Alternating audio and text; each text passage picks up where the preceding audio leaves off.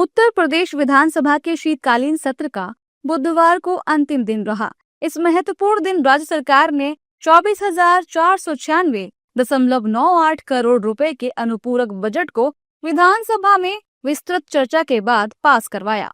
ये राशि मूल बजट का लगभग 3.03% है।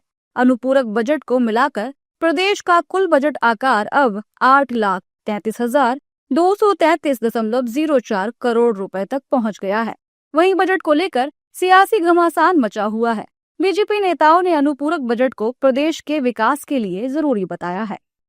बजट उत्तर प्रदेश के सर्वांगीण विकास के लिए लाना आवश्यक था और उसे लाया गया है, क्योंकि विपक्ष का विकास से कुछ लेना देना नहीं है। उनको तो गुंडागर्दी चाहिए, अपराध चाहिए, माफियाओं का संरक्षण करने का आचरण है।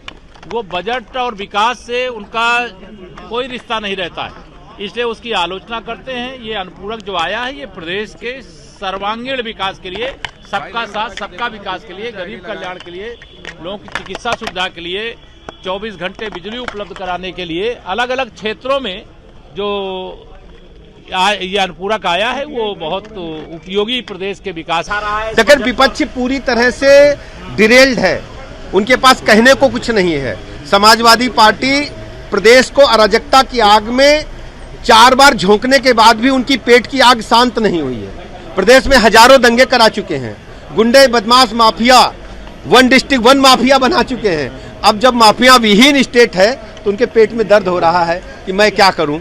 अब कोई रास्ता नहीं उनको दिख रहा है। समाजवादी पार्टी की दाल उत्तर प्रदेश में नहीं गलने वाली है।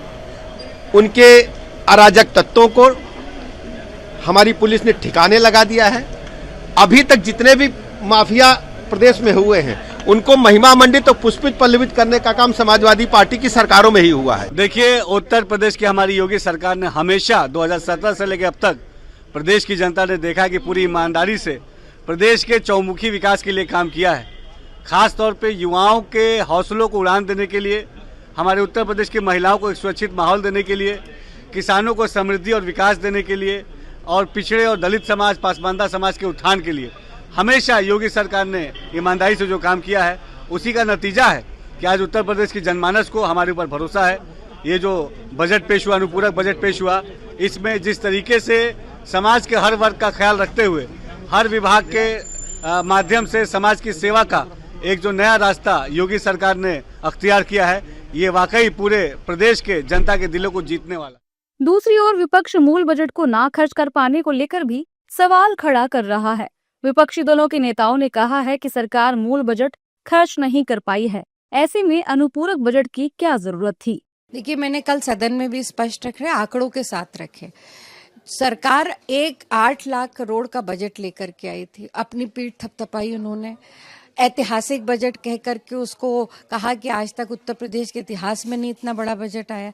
पर बजट केवल आंकड़ों को और कागज में रखना और उसको जनता तक नहीं पहुंचाने से जनता का भला होने वाला नहीं है। देखिए, बजट इससे पहले भी आए, भारी भरकम बजट आए, तो इस अनुपूरक बजट का कोई मतलब नहीं है, खर्च कर नहीं पा रहे। शीतकालीन सत्र 19 दिसंबर से शुरू हुआ था, जो महज कुछ कार्य दिवसों तक सीमित रहा। पिछले दिनों सदन में अनुपूरक बजट पेश होने के साथ ही कई अन्य मुद्दों पर भी गहन चर्चा हुई। वहीं यूपी की बीजेपी सरकार ने बताया कि अनुपूरक बजट मुख्य रूप से उन योजनाओं और परियोजनाओं के लिए अतिरिक्त धन उपलब्ध कराने के उद्देश्य से लाया गया है, जहां मूल बजट में प्रावधान अपर्याप्त थे या नई आवश्यकताएं उभरी हैं।